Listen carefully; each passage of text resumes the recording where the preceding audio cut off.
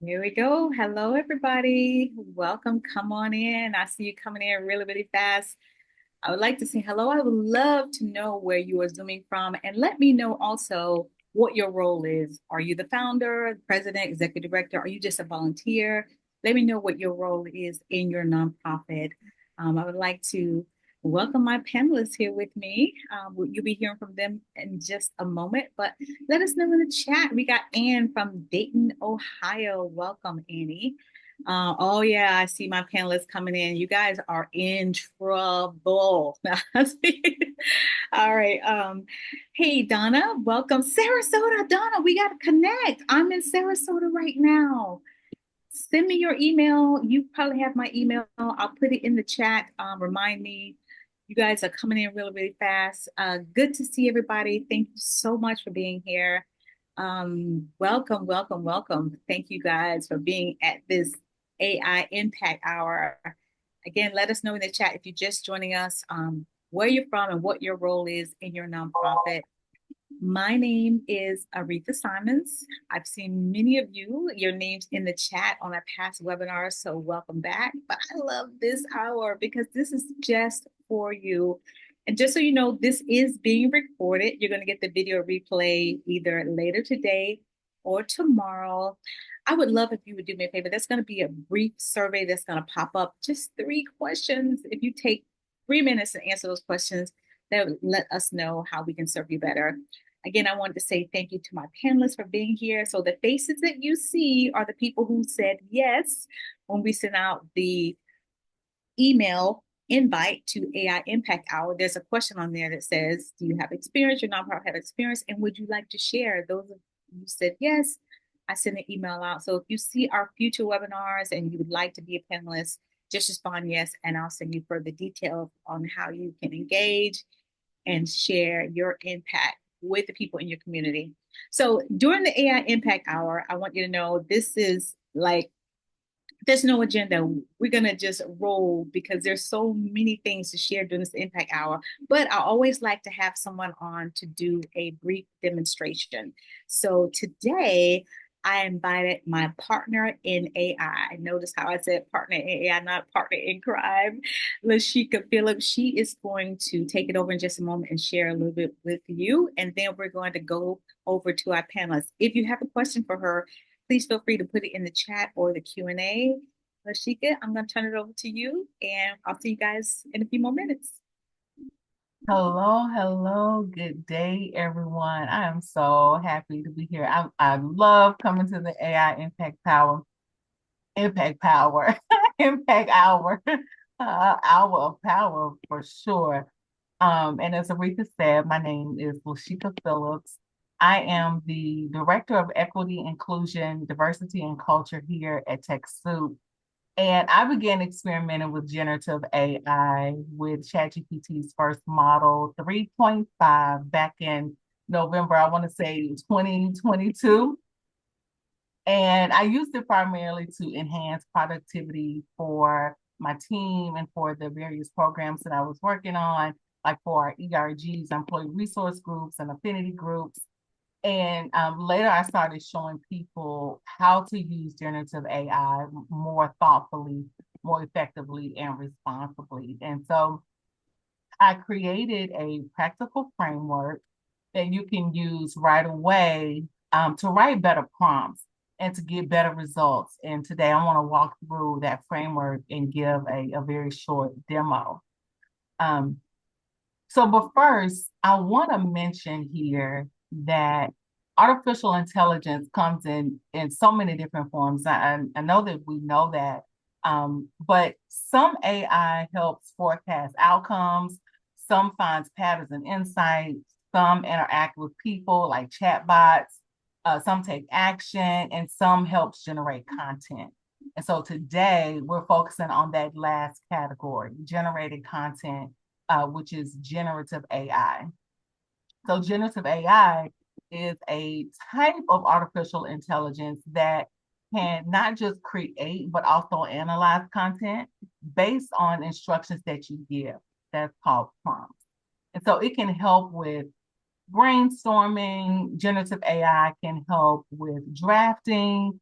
It can help with summarizing, planning, rewriting, and even more. But the quality of what it produces, it really depends a lot on the quality of the prompt. So, in other words, what you get out of generative AI is shaped by what you put into it. And so your prompts provide context, and that context directly influences how useful, how relevant, and how accurate your responses will be. So with that, I want to start talking about some examples before I get to my demo. The difference between a generic prompt, if you will, and a prompt that is what we would call engineered, right? So a generic prompt would be generate an email to invite people to our fundraising event happening April 1st at this address. That's a very generic prompt. Now, an engineered prompt might sound different. It may be generate a compelling email invitation to invite donors to an annual fundraising event. The event is happening April 1st at this address, at this time, and it features these activities. And this is the goal of the event, and this is, the call to action. So hopefully you can see the difference. There's generic, and then there is engineered. So to best to show you this in action, now I'm going to share my screen and get to a demo so I can show you some examples here and we're going to be using Gemini as our tool for generative AI today. So I'm going to share my screen.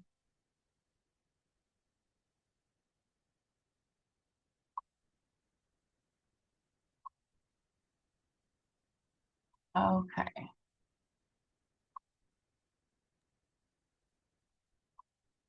So I'm hoping that you all can see this. And Yes. so I'm going to press play and I'm going to be talking over this video that I captured via Loom to show the difference between, again, we're looking at generic prompts and engineered prompts. And I also want to show you the difference between using generative AI to one, create content, but to also analyze content, because there is a difference, and hopefully you can see that here. So let's get started using the examples that I mentioned. Here's the very generic one that I mentioned before. And so again, we're using Gemini to see what it's going to generate for us. And again, here's the generic prompt. And as you can see here, it generated a pretty nice email, even though with that generic prompt, generated some really great content. Also think that it's great, and I'm going to highlight this here, that it even picked up optional, like to mention some specific activities. And what they did was that instruction or that hint or that tip would help make that prompt even better. So again, this is with the generic prompt. And so next, I'm going to look at the engineered prompt, the one that we gave a little bit more. I want to pause it for a second. The one where we gave a little bit more detail, a little bit more instruction, right? So we in this prompt, we are talking about different activities. We're even talking about the goal of the fundraiser. We even have some important dates here. So I'm gonna go ahead and continue with this demo so you can see what Gemini produces with this additional content. Give it a second here.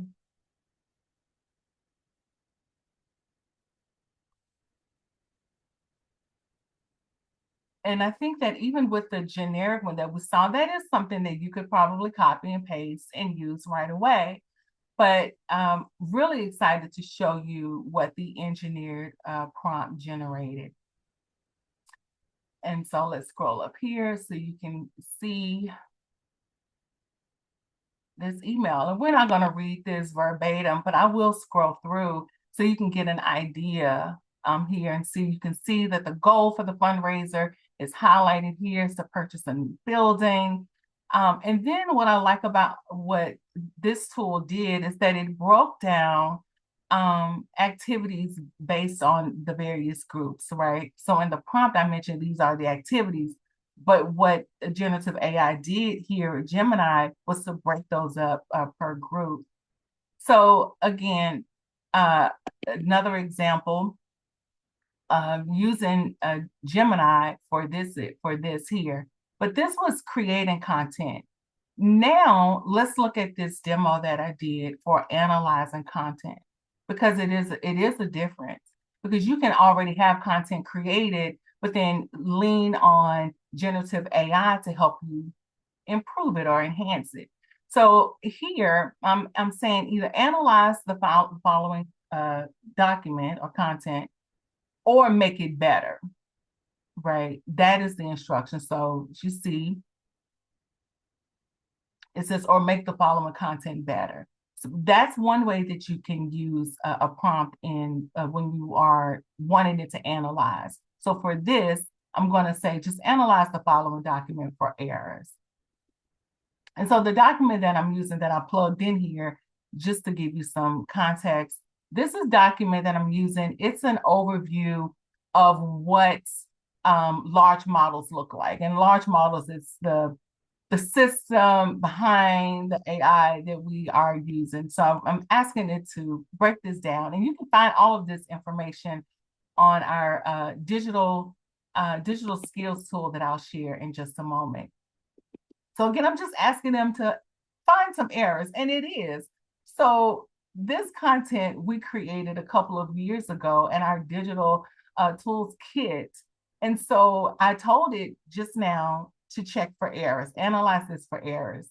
And so it did mention that it is outdated, and it is, because we created this a couple of years ago, and it caught that. So now what I'm going to do is I'm going to take that same content, and instead of asking it to analyze it for errors, I'm going to say, analyze this content and make it clear and relatable for a nonprofit audience. So we're going to take a very technical piece of content about technology and frame it specifically for nonprofits. And let's see what this looks like. And so, and it does. It breaks down large language models, generative AI in a way that makes sense to nonprofits. And I'm happy to share, I'm happy to share this demo with you, this separate Loom video, but I really love being able to use and leverage AI for both, to analyze content as well as to create content.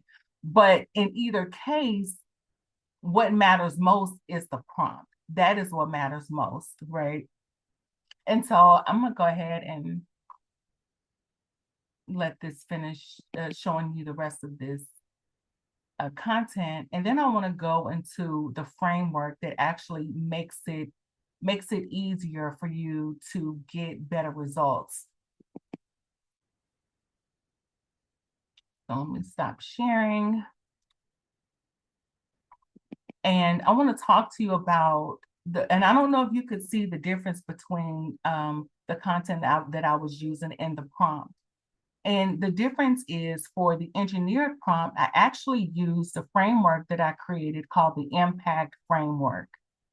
So we realize, and we see based on that demo that I just showed, that if a stronger prompt gives us a stronger result, then the next question is, how do we build that prompt with purpose?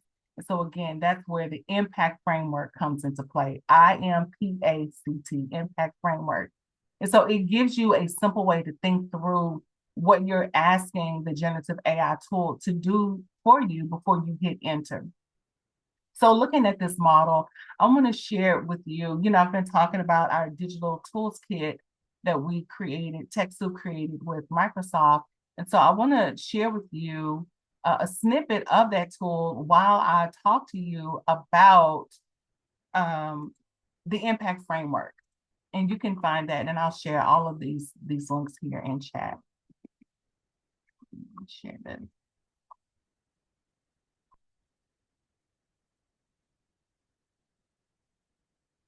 Okay. Um, so Aretha, I'm not seeing, oh, there it is. Okay. So what you're looking at here is directly from our digital tools kit, and I'll share that link in the chat in just a second. So again, using this framework will help you create better prompts. Again, and the ultimate goal is better, more aligned content. And so I for intention, start by thinking about and stating the intent of the prompt or the intent of the content that you're creating. What is it that you want the tool to actually do? Do you want it to draft? Do you want it to analyze, as we talked about before? Do you want it to summarize the content or data, rewrite, brainstorm, or even plan? And then next, think about the overall message or if there are any metrics that you need to include in the content. This is where you want to identify those key points that really matter. And so for nonprofits, that might include audience, that might include main message, any numbers or facts or outcomes that need to be included. Next, looking at purpose. Why does this message matter? And what is the larger goal? Are you trying to inform donors? Are you trying to engage volunteers or support staff or even move a project forward? So purpose, it really gives the prompt some direction. And so next, looking at action, more so calls to action. Like, what do you want people to do with this content? What is the result that you want to make? Do you want people to RSVP, to donate, to read more, to attend, to reply, to register, to share, or simply understand something more clearly? What is the call to action? And next, clarity, making sure that the prompt is clear, making sure that your instructions are clear and that the output is clear, that it is concise. And the more focused and understandable your prompt is, the more usable the response usually becomes. And last but not least, T for timing. Finally, include any time-sensitive information, whether it's dates, deadlines, start times, campaign windows, or even urgency. So timing helps the output stay accurate and relevant.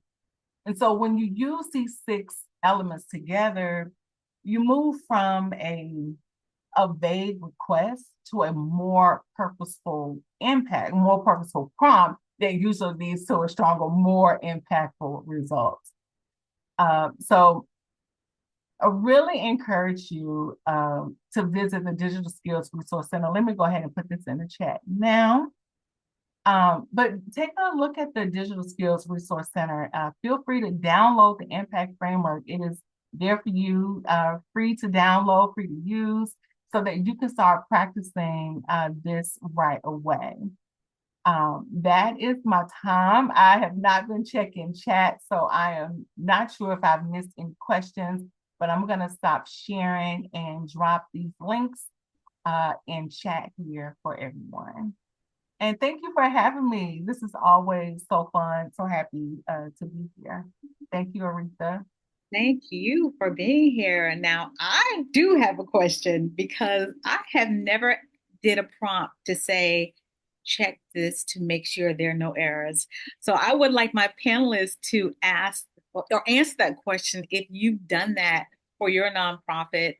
And I know Kelly works with a lot of religious orgs, so I would love if my panelists would share if you're doing that for your nonprofit, or have you even thought about that? Because that was a good one, Lashika. Absolutely. I don't necessarily trust that, you know, that it gets it right. Um, and, uh, and not just error, like, there was a couple of checks that she did, like errors, but I also go even more so because of the nature of dealing with faith-based organizations, spiritual communities. I go another step further and inquire about, find the dog whistles, find the language that exclude, that is not accessibility, that is, you know, whatever, so that it's gender inclusive, it's anti-racist, it's, accessibility, all of that. And I do a lot of that for work, but I always need um, another quote unquote set of eyes. I love So, that. yeah. I love that. And you said something about trust. Let's talk about that because I know that we're all talking about, well, not all, everybody. Some people are just happy, and this is for everybody. What I would love for you all to do, since there's more panelists now, is to use the raise your hand option. Miko, I know for sure that you are in the medical field, so talking about trust, that's something you definitely have to be thinking of along with everybody. So share with us what you guys are doing to make sure that people trust you for putting in their information. Yes, definitely. We do use a lot of AI in our work and even a conversational AI deployed on our website. Now, our approach is different just because we're not a medical entity or medical organization, but we are a medical adjacent support group. We deal with cancer patients with the myeloma community. So, in order for us to verify our content, we have to rely on peer-reviewed journals and all of that thing. So, we don't rely on the open internet or the open chat GPT or uh, whatever flavor of LLM that you use. So we have to verify everything through these peer-reviewed journals and to our scientific board. So we do have our website, and medical content changes almost constantly, specifically in the myeloma field. So for us to verify that our content is up to date on our website, we do uh, we do double check or compare it with what is being published in peer-reviewed journals. Now, we are not medical professionals, so most of those content in those journals we probably don't even understand most of it. So we have to rely on AI to help us condense and make it easier for our patients to read, and then we deploy it to our website. Wow, Mhm. wow. That sounds like you guys are doing a lot of things what people are creating jobs for AI for. So that's incredible. Now I see a lot of people in the chat having conversations about how they use AI. And I love this because Lewis said, I give something to AI and I say, don't edit this, give me feedback or clarity questions. They ask about questions about bias and things like that. I love that, Lewis. So thank you for sharing that. And Jennifer says, "Yep, I see a lot of thumbs up for that." Um, Tamara, I hope I'm saying your name or Desiree. I see you put it in quotations. I'm creating a bot to assist with grant writing, and now everybody's coming in. So your comment went up, but I heard you saying something about judgment, having it judge the grant. So Kelly, thank you for raising your hand. What do you want to add to that? Well, one of the things is I create these what I call them vaults, so that if so when it comes to belief systems, theology, or values, or something that is specific to me and my world, it I tell AI to put it in this vault, and so the next time I'm then doing a prompt, it on a specific topic, I tell it to use just the data that's in the vault because I don't want it going out all over and just pulling in extraneous that I have to then go check. Okay, now what do you mean by vault? Somebody, what is in the chat? Yeah, What? well, that's what I call it. And so I tell when I so let's say I'm wanting the theology around the co-founders of Unity, Charles and Myrtle Fillmore. So I'll put into like oodles of documents, add them into the prompt, and then I tell AI save all this in a vault named Unity Theology or something. So then when I'm doing something else, I can tell AI only use data from this. Wow. Now it's been loaded up with a lot, but because then otherwise it just goes. I don't want it searching the whole web because there's a whole lot of myth making going on. That is so true. That's so powerful. Angela, you want to add to that? Yeah, so we've been using a program called Notebook LM that's through Google, and it operates like the vault that Kelly is talking about.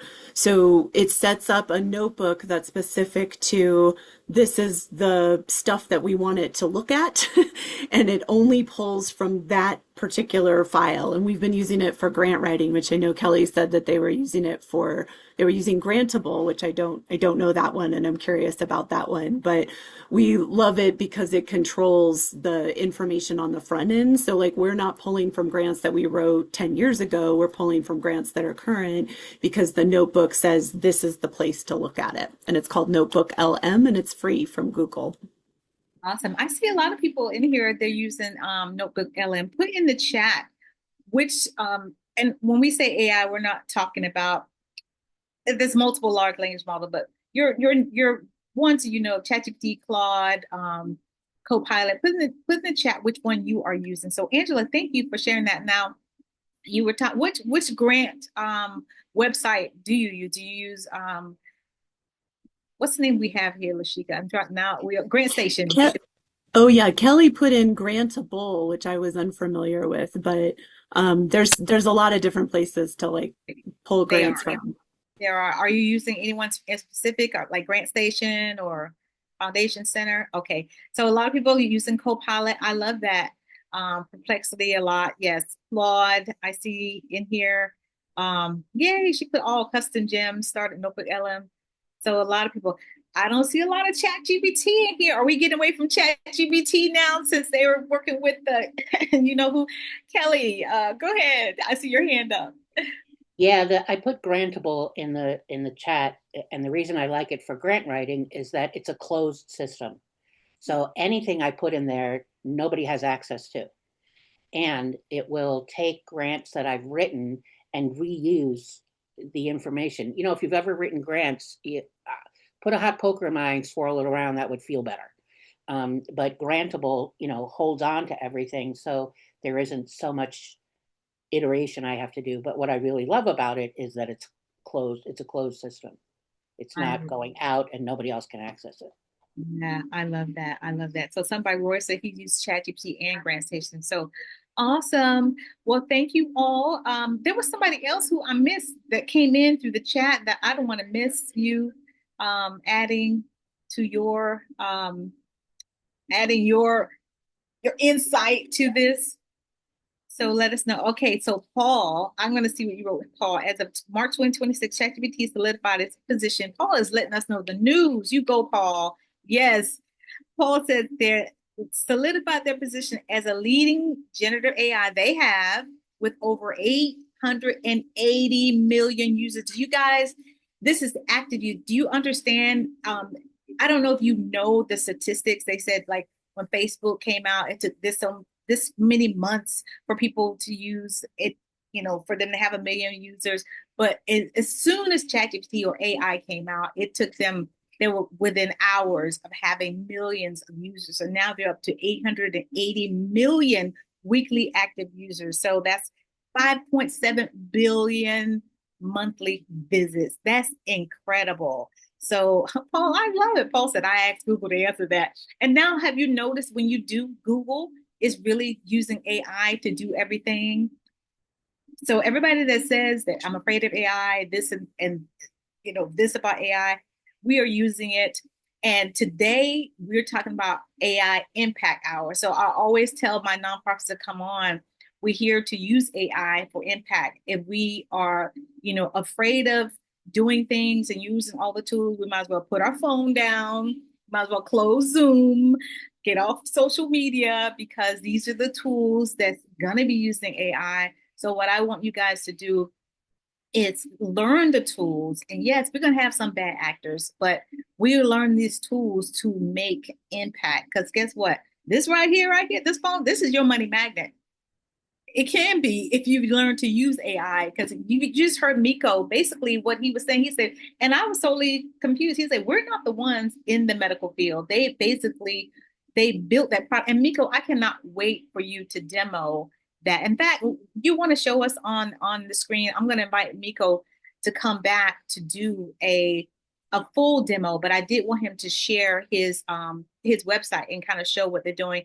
And also Kelly as well. Angela, you're welcome to do it as well, because these are the ones who said yes, and these are the ones who are really using AI to make an impact. Don't forget the next AI impact. If you would like to be a panelist, just click on the link that says, "Would you like to share?" Click a yes. So Miko, you have the ability to share the screen. You can share the screen while I'm talking. That's how I'm rolling. I love it. Oh, there you go, Paul. Paul. I need Paul. Why don't you reg, reg, reg register to be an AI impact Yep. speaker? Paul is on it. Paul is like being my Yep. assistant. Yep. More than happy to if you want me to share my screen. Yes, please go ahead. Okay. Yep. So we basically built a conversational AI called Milo, and it's accessible for everyone on our website, myeloma.org. So basically, this is a chatbot using just content within our website, within all our publications, all our videos, using our retrieval augmented generation capabilities. The reason we did that is for us to control the content and have the AI or have the chatbot not hallucinate its answers. So it's just pulling verified content within our system, within our own library. So you can ask it basically anything about multiple myeloma related, and it should be able to generate answers for you. So let's say, what are the frontline treatments available for multiple myeloma, and it would search your databases and generate an answer for you. And we recently rolled out a voice activation feature for this site, so you can ask it uh, verbally, and it will answer you in the same manner. And we built this system not just for U.S. patients, because we understand that m- sometimes English is not your first language. English is not my first language, so sometimes I do struggle thinking voicing my thoughts in English. So we made this multilingual, so you can ask it in Spanish, French, German, Italian, or whatever language, and it would be able to answer you in the same context. So like I said, this is available for all. This is mostly for patients, but some HCPs are using it as well. And we are actually in the process of creating HCP specific one, which is a diagnostic support tool, which would help clinicians um, in diagnosing multiple myeloma. I love this. Thank you so much. He's going to go further in detail with this, because I saw some people saying chatbot and AI agent. Is not an AI agent. So he's going to get deep into this. So that's going to be for our May Impact Hour. And thank you for putting the link for next month's AI Impact Hour in there. We got a great speaker. And guess what? These are people from your community. These are nonprofits in your community. These are not people who are just like working for AI. So Kelly, um, get ready. Over to you. Yeah. So what I in terms of the prompts, is that what that's what I want to focus on. Is it's very different for me when you're talking about using, creating prompts for AI. You're the world you're working in is spiritual communities or churches or faith-based organizations. It's a little different with prompt engineering, because it's it you're dealing with, so just say a church, for example, you're communicating in a way that has to be founded on relationship. It has to be relational.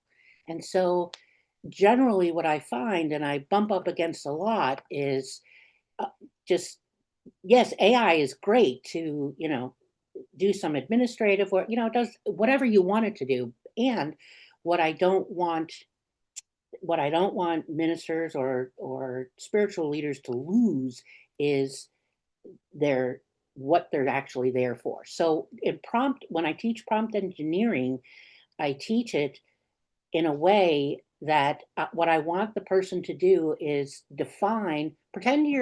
make AI a person, a persona. So rather than just write a prayer for somebody struggling with needing hope, and it'll give you a prayer. But rather, what I would rather do that I believe is more effective and more relational is write the prompt as, I make a persona of AI, that you are a 35-year-old woman who has just lost your job. You have 3 children. Your husband doesn't make enough money to support the whole family. And you're turning to the minister in this church to pray with you around having hope. And then what you get is much more relational, is much more, it has more of the personal in it. It doesn't sound, I mean, the regular one sounds good, but it doesn't have that relational piece to it, which to me is, that's where I want people to stay. So, and I can also I could make the AI the minister. And I'm the 35-year-old woman who just lost my job, and tell me what I need to hear, to have some hope.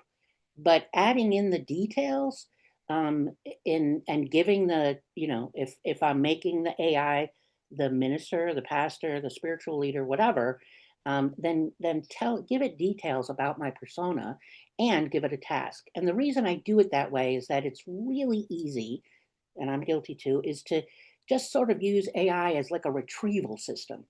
Like, put this in and I get that. And because of the nature of the business, the world that I live in, I got to keep the personal thing. And the phrase that I use is high tech, high touch. High Love tech, it. high touch. I love it. I love it. Look, Kelly, you said so much, and I'm going back to the personal thing, and all of us should be thinking of that in the nonprofit sector. And I also want to touch on what someone said earlier about it using, a lot of electricity. And then I saw Joe put in here that someone mentioned it, and he also found that he is concerned. And so he said, I find that if I'm diligent about creating a good prompt and Yes. mimicking that back, Yes. yes, back and forth, Yes. it wouldn't be necessary just to have casual conversation, because people, when they're new to it, and I'm telling you, I was guilty of this, and I was a part of those groups where they were making little plushy dolls. I don't do that anymore. I don't do that anymore because I understand now the impact AI is making on the planet, and also you just don't use it casually.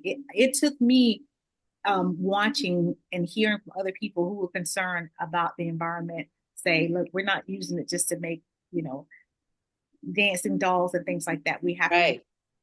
The more that I can make AI the persona, or whichever role we're each playing, and the more detail I give it, it's not building up an answer. It's be anybody, And same is true for fundraising letters. You're a 65-year-old man, and what gets said to the 65-year-old man in a church needs to be radically different than the 30-year-old if you're doing fundraising. But so that's why it has to be relational, and constrain it. Like, don't ask it to give you the world, this kind of thing, and how to organize the answer. Yeah, So yeah. I love that. And I see your hand up. Did you want to come on up and ask a question live?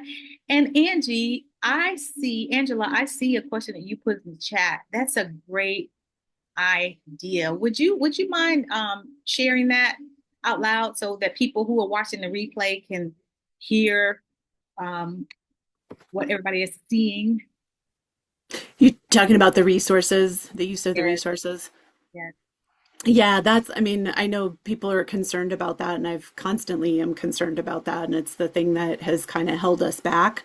But someone shared a perspective with me that helped mitigate those feelings of like, well, what damage are we doing? And that was if it took a human weeks and weeks and weeks to do the same amount of work that we're getting AI to do in speed, well, then what resources are being used at that time? And so while I agree, like there's so much that we need to be doing for the environment that, that matters in terms of data technology.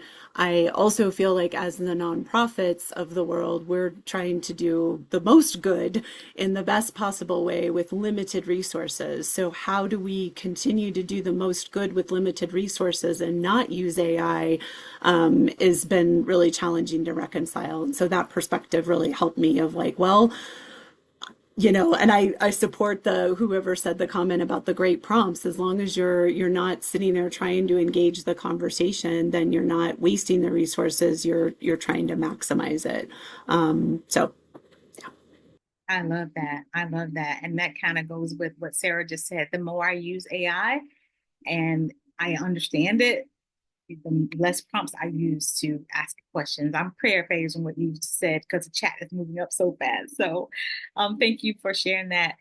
So Paul, you have to come up. Paul, you have to come up. You're putting too much good information in the chat. I gotta talk to you, Paul.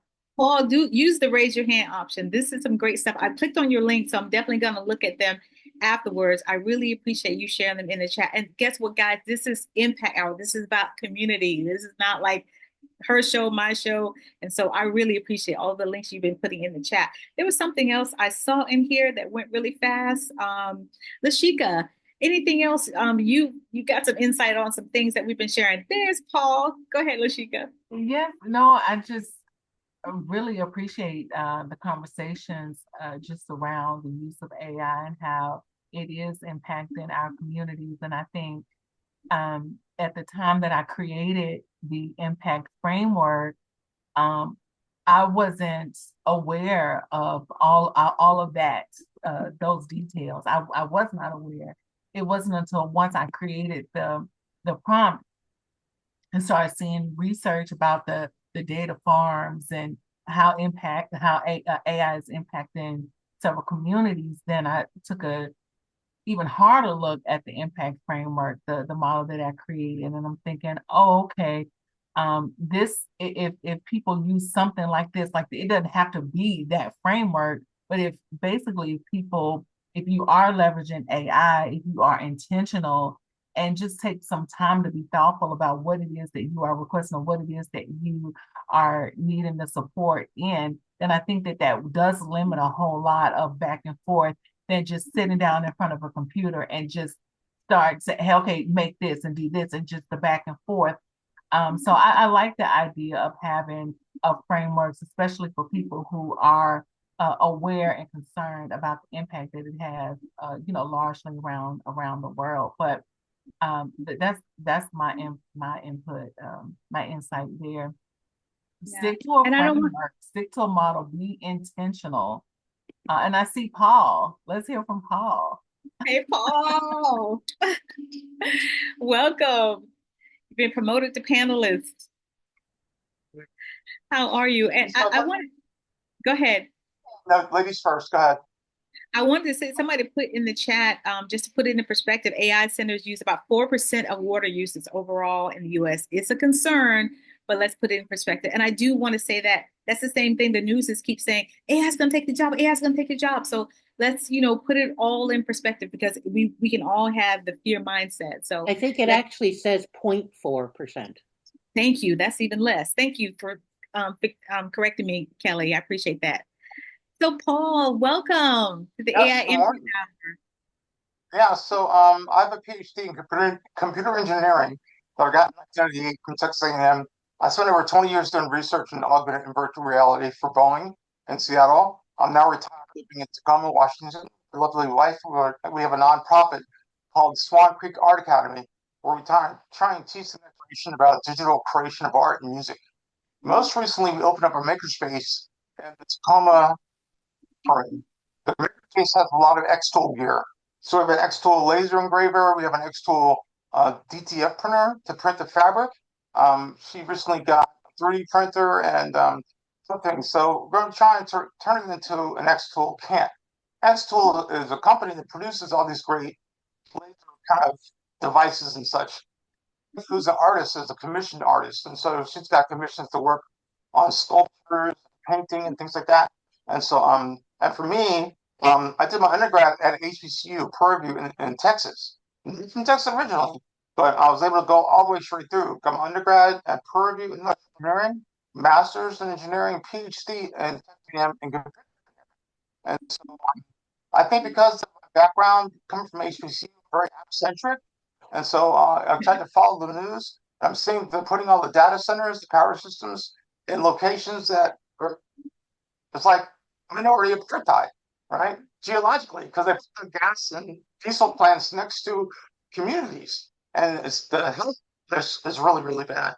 And so I was watching something the other day. They're trying to do a power plant in Louisiana, and the ground that we do it on, it was a former slave ground. So because of that, and the law in Louisiana, they couldn't just take over the land. And so, yeah, lots of stuff like that. So I'm kind of Yeah, socially well, conscious. thank you, Paul. You were breaking up a little bit, so continue to put your links in the chat, and I thank you for being here. Yeah, Sure. so I would definitely love for you to come back. We put the link in the chat for the next AI Impact Hour. This has been amazing, you guys. I'm going to get ready to give you some of your time back. Before I go, I do want to let my panelists, Lashika, Kelly, Miko, and Angela have some final words. Angela, thank you for showing up. There was somebody else that popped in. Oh, we had some few other people. So I do want to say, when you do get your panelist link, when I send them out, I would ask the panelists to come like 30 minutes early because we kind of do a little behind the scenes, get to know each other. So for those of you who came in a little late, next time I'll see you next time. But I'm just gonna call on you and just have you say some final words on basically about your nonprofit, what you're doing, how you're using AI. So I'm gonna go in alphabetical order. So I'm gonna start with you, Angela.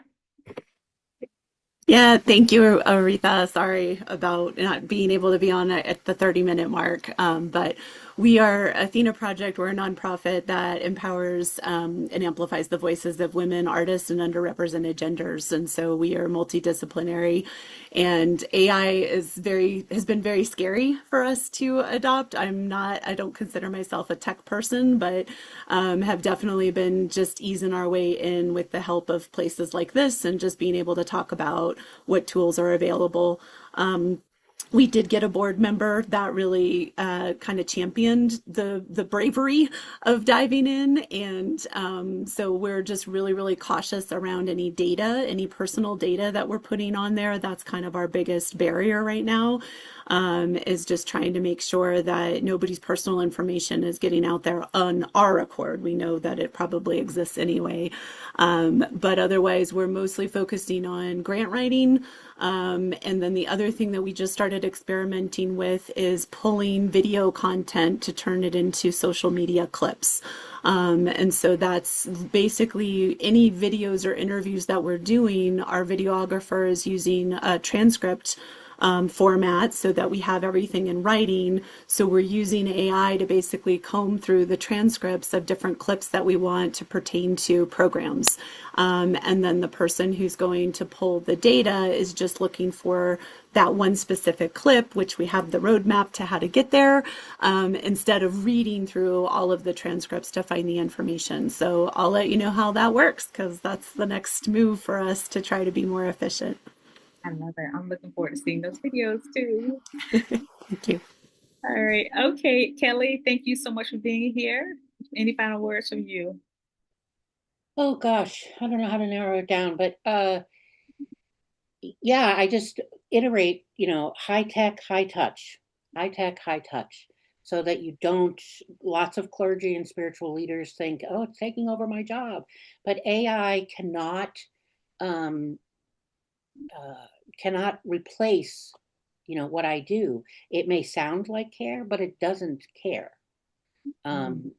It's what it does is it replaces not my identity, but the function.